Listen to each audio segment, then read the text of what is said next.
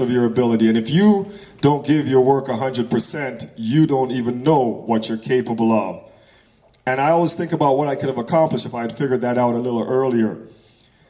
A lot of teachers warned me, and outside of my family, teachers had the biggest impact on my life. And I'm not just going to say nice things about them because they're all in the room watching us, all around here.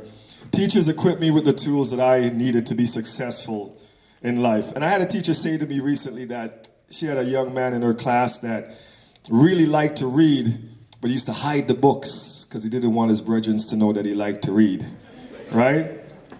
And that just drove me crazy because you can't be ashamed of enjoying reading or writing or being smart.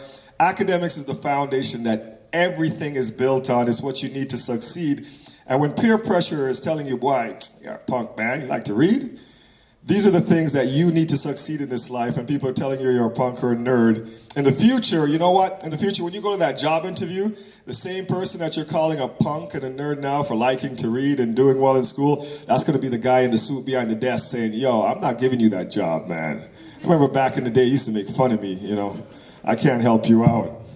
It's very important that, you know, and I see this in society, a lot of young people ascribe to that whole anti-intellectualism culture, you know? And if you do that, you should be worried about your future because we have a knowledge-based economy, providing services and problem solving. That's what Canada does in the world right now. And we're moving away from the society when you could drop out of school and go to the factory and make widgets. Those jobs just don't exist anymore. And I was one of those students who said, man, I'm not gonna use any of this in the real world, right? What do I need typing for? Typing's for girls, man. Now they call it keyboard skills. Now, in my newsroom, the girls type like this. They don't even need to look at the keyboard.